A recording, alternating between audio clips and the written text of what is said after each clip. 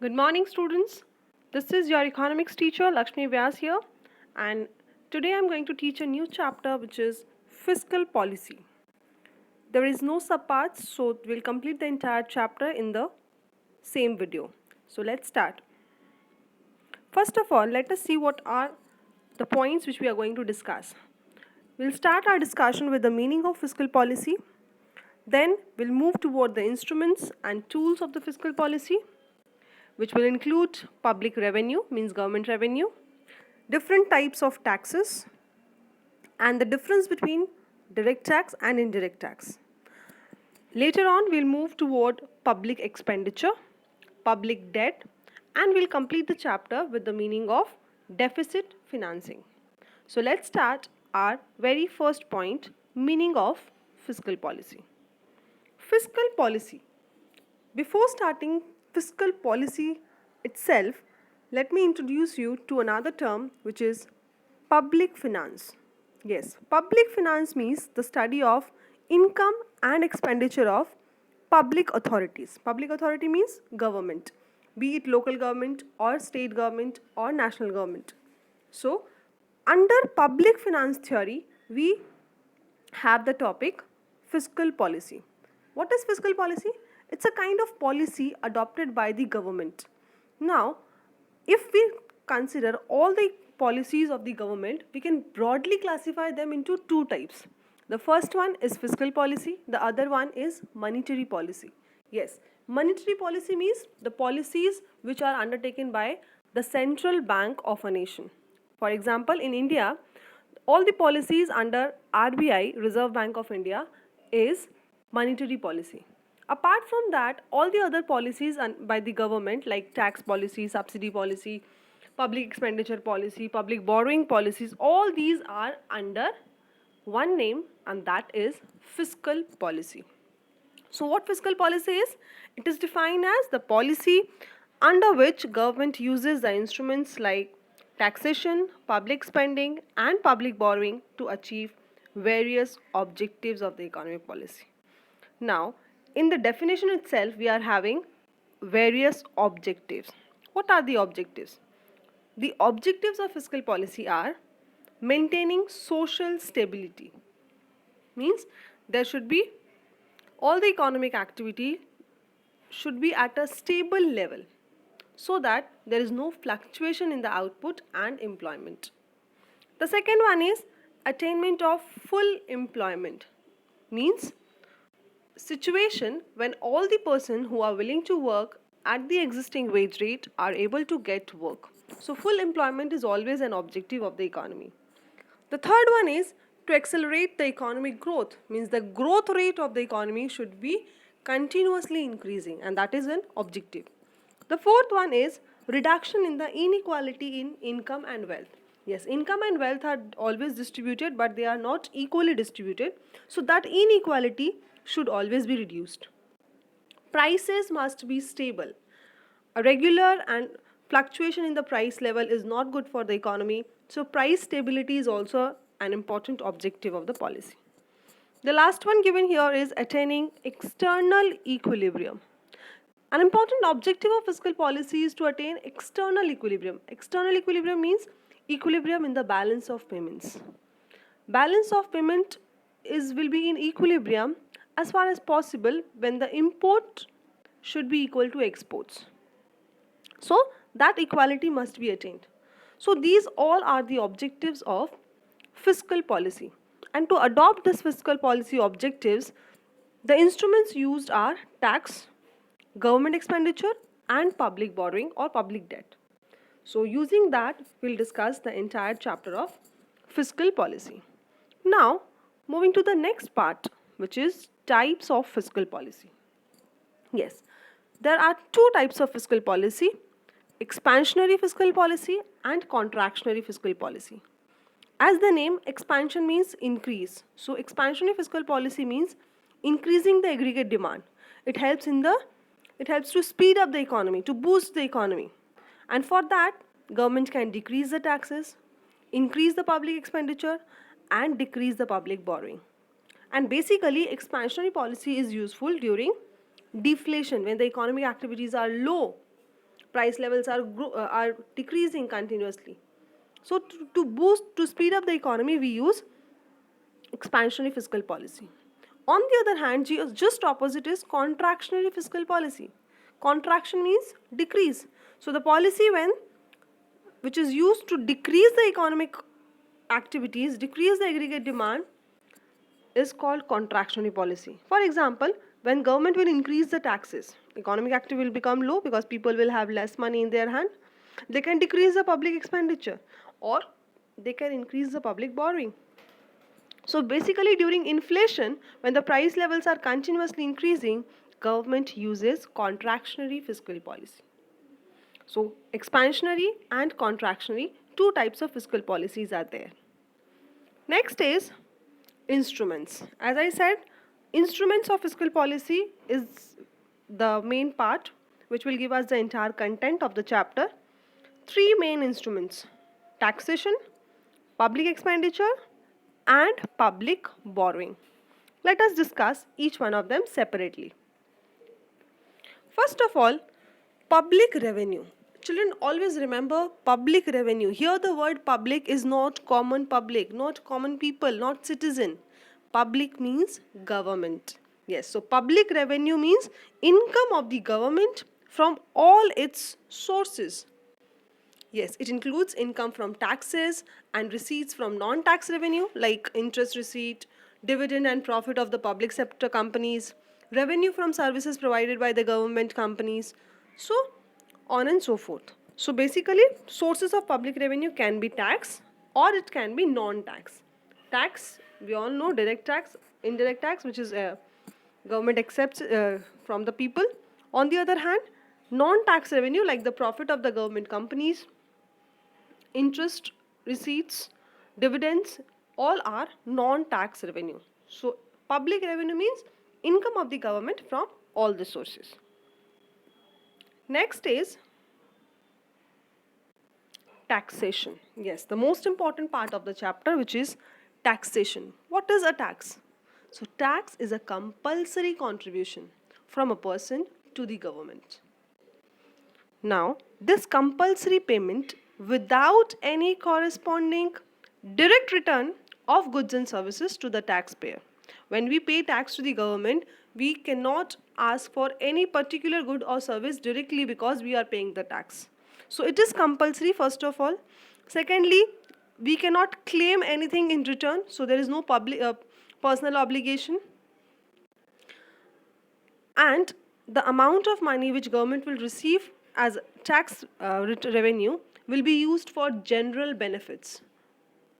Yes, the taxpayer will not get any kind of special benefit because he is paying the tax. No, the money which the government will receive as a revenue of tax, that money will be used for general benefit. It will be used for everyone. Now, types of taxation. This classification of types of taxation is based on two things. The first of all, commonly used according to the final burden or impact of tax. Then tax is direct tax and indirect tax. On the other hand, if we classify the taxes on the basis of tax rate, then there are four types of tax: proportional, progressive, regressive, and digressive. So we will explain each one of them separately. So let's start. Direct tax. Before going to direct and indirect explanation, two terms we need to understand. The first is impact. The another one is incidence. Impact of tax means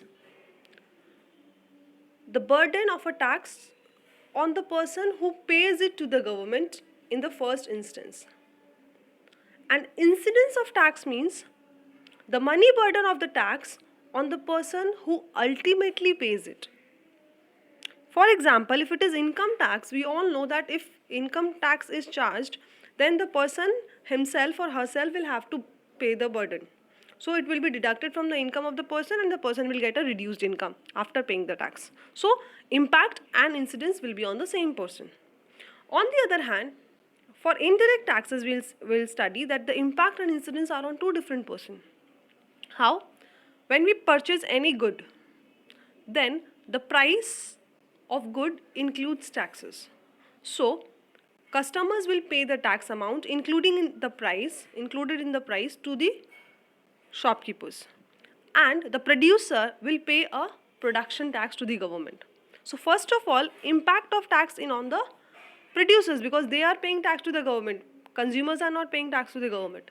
So producers are paying tax to the government, so it is impact, but they are shifting the burden to the customers.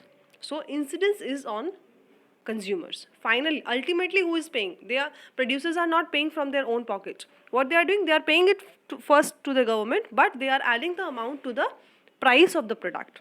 So ultimately, consumers are the one who is paying the tax. So impact and incidence are on two different person. And based on that only we can understand what is direct tax and what is indirect tax. As the name suggests, direct tax means tax whose burden is borne by the same person on whom it is levied. It is usually imposed on income and property, like income tax is a common example of direct tax. Property tax, wealth tax, capital gains tax, all are direct taxes. Moving to the merits and demerits, we don't need to do all the points, we don't need to learn all the points, but we must know. So what are the benefits? The benefits of direct tax are, it is economical. Why? Because the collection of tax is easy. It is directly calculated from the person's income and paid from the source itself. It is certain because the government knows how much amount of tax they will collect. At the same time, the taxpayer also knows that how much they need to pay because they know their income. It is equitable because it confirms the principle of ability to pay, because those who are having high income are usually paying the tax. They are income tax and all. Low income people are not paying. It reduces the inequality because the person whose income is high is paying more tax, so his income will be reduced, and the person who is poor is not paying the tax, so the gap between rich and poor will decrease. It is elastic in nature because it can be changed any point of time, and it moreover the yield from the direct tax goes up with the increase in the income of the people. So it is elastic. It is very flexible. Civic consciousness, and this direct tax inculcates a spirit of civic responsibilities among the taxpayers. Now, since the taxpayers provide the fund to the government, they take keen interest in seeing that these funds are properly utilized or not. So the awareness increases, and it is simple. So simplicity. Direct taxes are very simple to understand and easy to understand by everyone. So these are the merits, but at the same time some drawbacks as well. Unpopular because all are not paying. They cannot be shifted. Okay, they are directly paid or imposed on the individuals. So they are not popular among the people. Possibility of tax evasion is very important demerits, because direct tax increases the tax evasion. How? We know in India there is a large scale evasion of income tax on the part of some businessmen. What they do? They adopt fraudulent practices to save themselves from paying less. People conceal their income from the tax officials so as to pay less tax. And this habit is very bad, and it is an important demerit for direct tax. It is inconvenient because it's a main drawback of direct tax, that they will cause a lot of inconvenience to the taxpayers. Sometimes taxpayers are required to pay the entire tax in one installment, which causes inconvenience to the taxpayers as well. But the more important, the fourth one, adverse effect on the will to work and save. Yes, this may have an adverse effect on the will to work, because when the income increases, the tax rates increases. So if the person is working hard to earn more and then they have to pay more as tax amount, then that discourages them, and that is having a negative impact on their will to work. Why will I work more if I have to pay more tax? So that willingness to work decreases. And arbitrariness, because it's difficult to determine the precise degree of progression in the direct tax, because it's difficult to measure the ability to pay. Measured to ability to pay is different for different person. In a family, if there are four people all earning, even though they have income small income, then then also it is good. On the other hand, if income of one person is very good, but there are many people depending upon him, then ability to pay is less. So we cannot judge the ability to pay according to the income of the person only. And direct tax is narrow in scope because everyone is not paying it, few people are paying. So it is narrow in scope as well. It is not covering more people. Moving to the next one,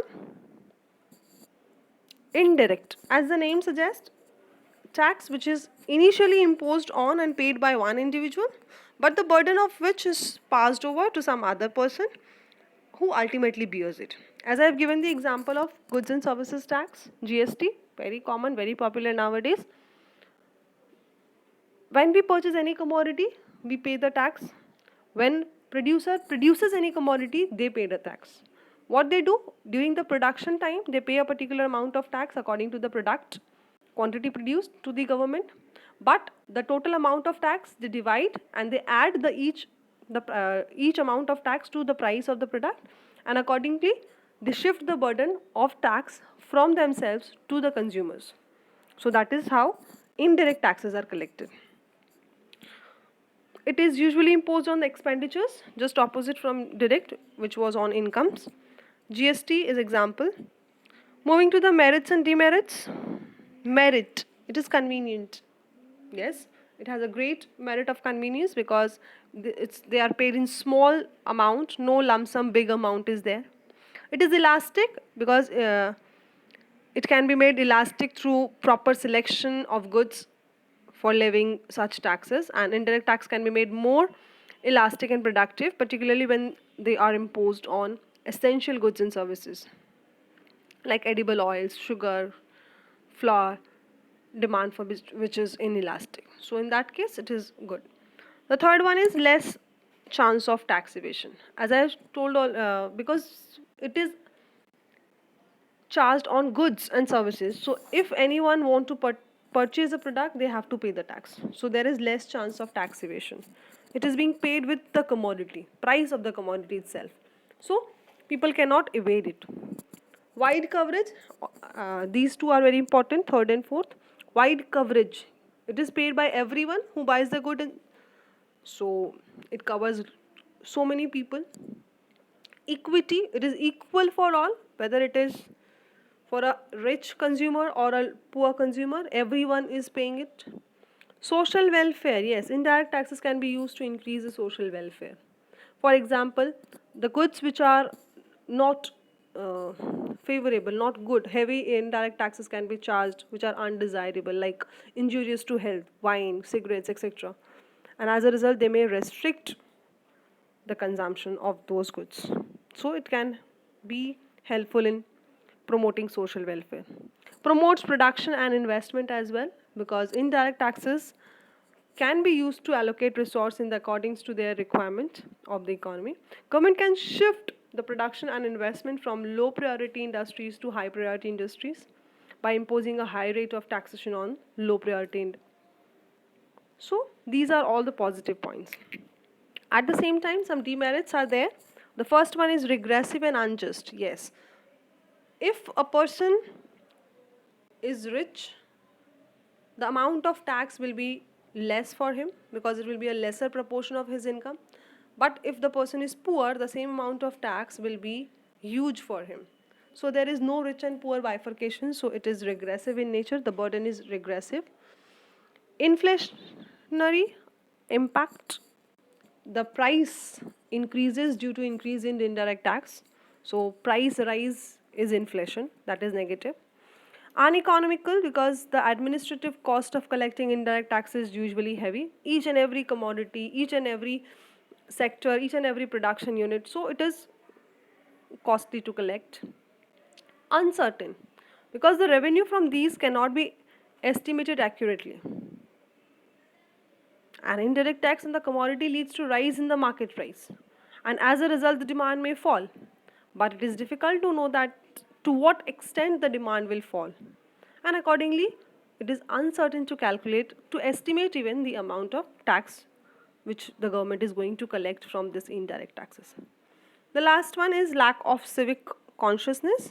Since we are paying small amount of tax with the price itself, so taxpayers are not conscious about the burden of these tax.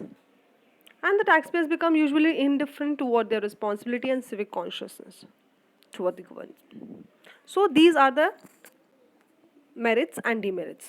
So after doing direct tax and indirect tax, their merits and demerits, we don't need to do all the merits and demerits, as I already told you all. Few points will be enough. We must know this. Yes, the difference between direct tax and indirect tax. It is an important question. What are the differences? The very first difference is meaning itself. The first one, direct tax is levied on the income or the wealth, and it is directly paid to the government. Indirect tax is paid by one, and ultimately the burden shifts to another. The second one is incidence and impact on the same person for direct and on two different person in indirect tax. Burden of direct tax is usually progressive because higher income, higher tax amount. Indirect tax is usually regressive, as I said. The small amount of tax can be comparatively relatively bigger for poor person than a rich one. Tax evasion is possible in direct, but less possibility is there in indirect tax. Inflation. Direct tax helps in reducing the inflation because it will reduce the income of the rich people and their demands will fall. As a result, they will not demand more, price rise can decrease. On the other hand, indirect tax contributes to the inflation by adding itself to the price of the commodity. Direct taxes cannot be shifted, indirect taxes can be shifted. Examples are given, which we have already discussed. So till here we are done with direct tax and indirect tax with their merits, demerits and differences. Moving to the next part. Proportional, progressive, regressive and digressive. All these names are so relative. First one is proportional. Here a table is given. With the help of table we can understand the thing very easily. Suppose when the income increases, then rate of tax also increases in the same proportion.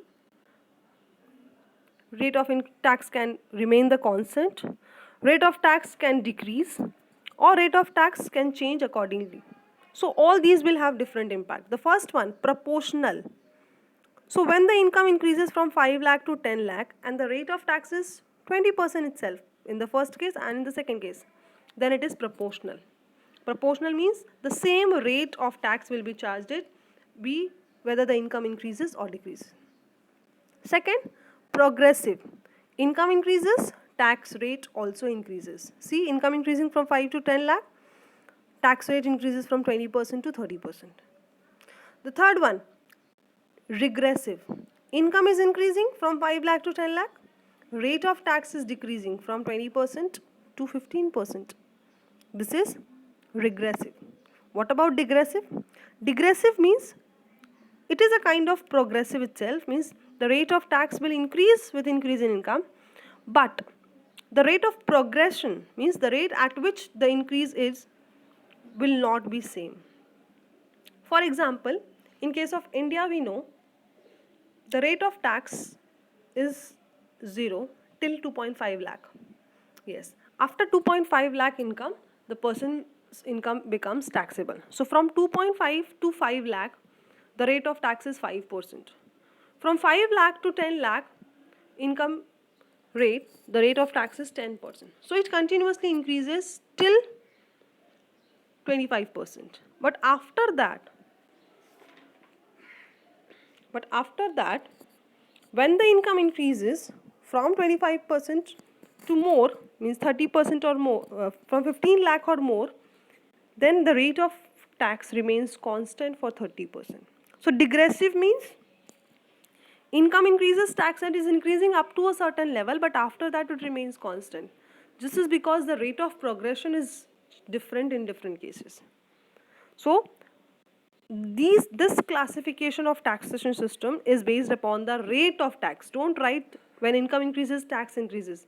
That tax means the amount of tax. Here which we are concerned with the rate of tax. The rate of tax is 20% itself in proportional, increasing from 20 to 30 in progressive. decreasing from 20 to 15 in regressive, and digressive is the different one. So these are the four different types of tax structures. Next point is public expenditure. Public expenditure, as I already told, public means government. So public expenditure means expenditure incurred by public authority. Public authority can be local bodies, it can be like our municipal corporation, it can be state government, it can be central government, anyone. And why they spend? They spend for their own maintenance, for the satisfaction of collective needs of the citizen, and for promoting social and economic welfare. So all kind of expenditure done by the government is called public expenditure. Importance of public expenditure is important for question as well. Public expenditure has different impacts on different things. Like first one, production. Public expenditure's effect on production is always positive. Government expenditure on defense administration helps us to produce more goods and services. Government expenditure can be used to create human skills through education and training, and that will increase the ability of people and enables them to produce more. Government expenditure can be used to measure the producing essential raw materials for the public sector, and as a result they can help to reduce the shortage of these. So on production, overall impact is very nice. Secondly, impact on investment. Yes, public expenditure on maintenance of law and order. This gives confidence to the minds of investor, and hence they encourages them to invest more. Secondly, public expenditure can directly be used to create social overheads, human capital in the form of that they can be done. And government may provide financial assistance and subsidies to the private sector, and as a result investment will be stimulated. The third one, impact on the income distribution. Yes, government, the expenditure of government can be helpful for the poor section of the society by reduction in inequality of income. Many welfare measures of like free education, free medical facilities, social security schemes, these can be given top priority in the public sector. Public expenditures can be effectively used to in reducing the regional disparities as well. Like subsidies and financial assistance can be given to the producer who set up industry in the backward region. Lastly, public expenditure is important for economic growth as well. Direct impact, like if government spends more on development of infrastructure, that is a kind of economic development. If government spends more on education, training and public health, that will directly not indirectly influence the efficiency and skills of people, and that will contribute in the economic development. And public expenditure in the form of subsidies can help the stimulating agricultural and industrial development. So overall the impact of public expenditure means the government expenditure is very, very important.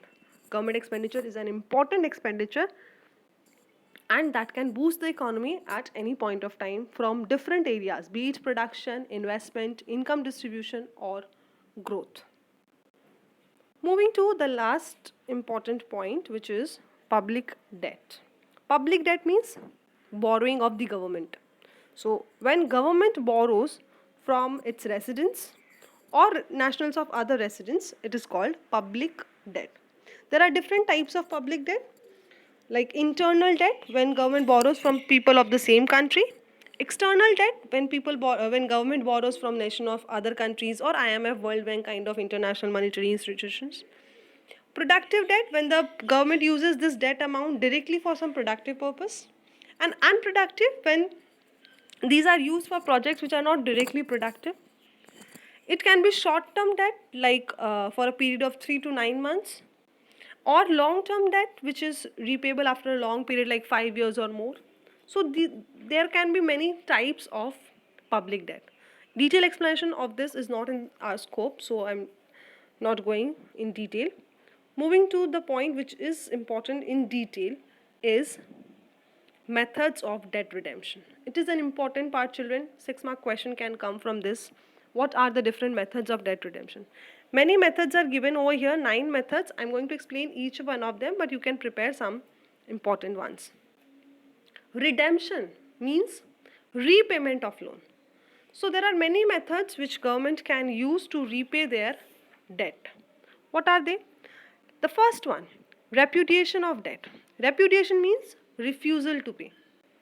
When the government repudiates to pay a public debt, it does not recognize the obligation. Yes, what it does, it refuses to pay the interest as well as the principal amount of the debt because of the financial crisis. Normally, government does not like to repudiate because it shakes the confidence of people in the government, and it is considered immoral as well and dishonest. But it was done.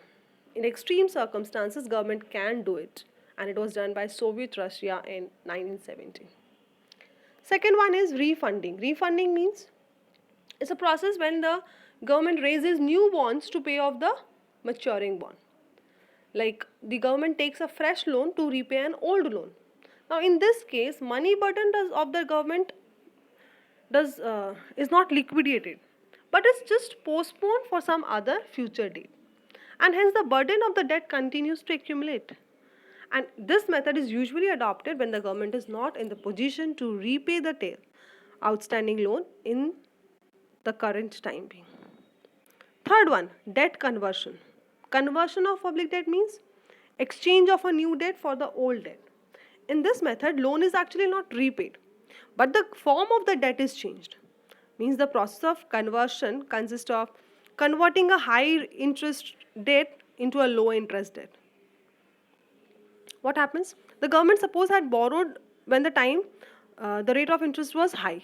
But if the market rates falls, government can convert the high interest loans into a new, fresh, low interest loan. And in this way, government is able to reduce certain burden of the debt.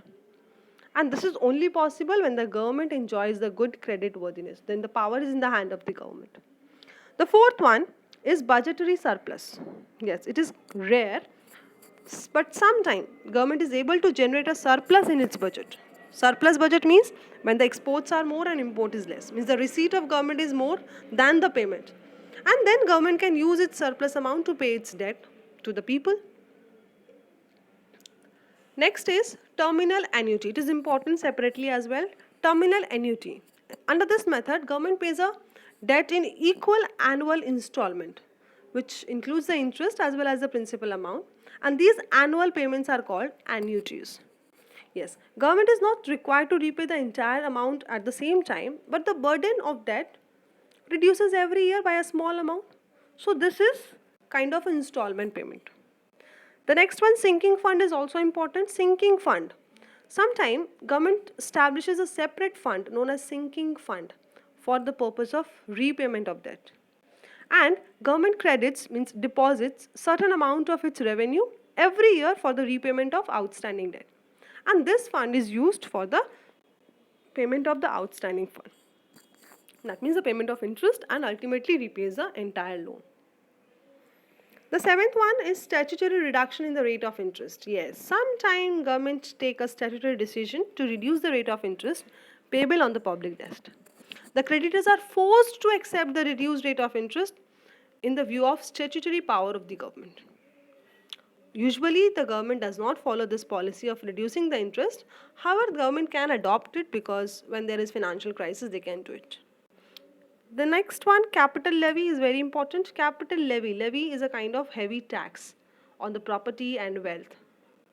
It is once for all tax imposed on the capital goods. It's just like a wealth tax imposed on some capital assets. And it is imposed on rich and propertized individual on a progressive scale as well. So capital levy is a quick method for debt redemption, but it is suitable in case of abnormal situation like war. And it is not practiced method regularly. The last one is export surplus. This method reduces the external debt. Yes, because when we need to repay the external debt, we need foreign currencies. Okay, so this can be done with the help of export surplus. In order to reduce their external debt, government can export more and more. If the foreign loans are invested in those industries which produce exportable goods, then loan may be easily repaid. But if the loans are utilized for unproductive purpose, export surplus can be generated by reducing the availability of goods for domestic consumption. So the burden of debt will be very much felt by the people. So basically export surplus means government used to invest more in those companies who are producing goods for export, and then when they will export more, a surplus amount of money will be generated, and that can be used to pay the debt. So these are the methods which can be used for repayment of the debt by the government. The last but not the least, deficit financing. What is deficit? Deficit means when the income of the government is less and expenditure is more. That is called deficit. Means the return is less and the payment is more. So during that deficit condition, government need financing. So deficit financing means meeting the deficit between the government expenditure and the revenue through the creation of new money. Yes, there are many methods through which government can create new money. They can take loan, they can print new money. Okay, so that is called deficit financing. Now, why deficit financing is done? That is a question, but not in the scope. Still, I am telling you, deficit financing can be used as a technique of meeting the financial needs under many situations, like financing during the war, financing during the depression when all the economic activities are very low, then government need to boost up the economy. For that time they need money in hand. So there are many ways through which government can finance itself, and all these are called deficit financing. This deficit financing is having negative impact as well, like income. Yes, this will lead to unequal distribution of income.